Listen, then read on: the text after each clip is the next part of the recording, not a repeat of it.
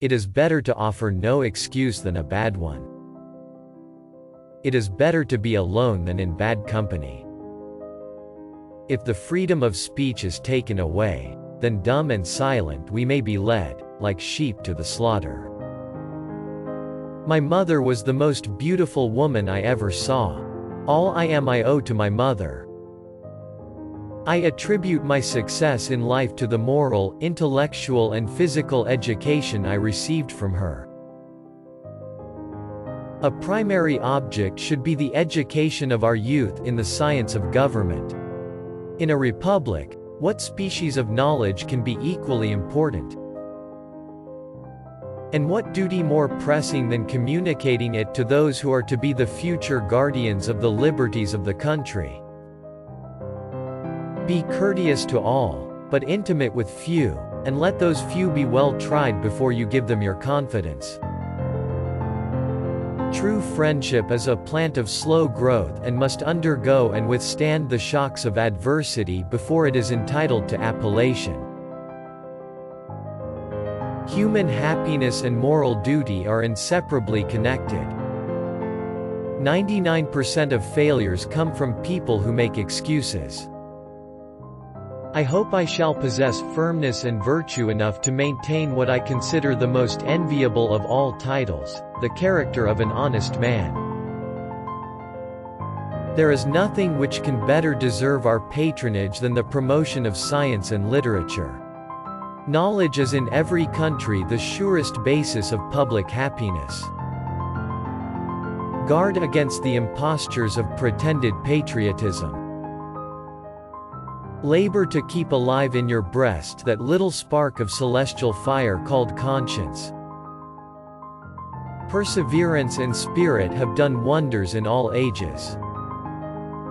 Associate yourself with men of good quality, if you esteem your own reputation, for 'tis better to be alone than in bad company. A sensible woman can never be happy with a fool. Happiness depends more upon the internal frame of a person's own mind, than on the externals in the world. Few men have virtue to withstand the highest bidder. The harder the conflict, the greater the triumph. Experience teaches us that it is much easier to prevent an enemy from posting themselves than it is to dislodge them after they have got possession. Worry is the interest paid by those who borrow trouble. To encourage literature and the arts is a duty which every good citizen owes to his country. Paper money has had the effect in your state that it will ever have, to ruin commerce, oppress the honest, and open the door to every species of fraud and injustice. Where are our men of abilities? Why do they not come forth to save their country? Real men despise battle, but will never run from it. We must consult our means rather than our wishes. Be courteous to all, but intimate with few, and let those be well tried before you give them your confidence.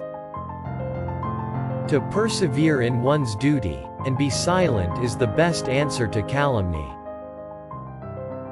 Discipline is the soul of an army. It makes small numbers formidable, procures success to the weak, and esteem to all.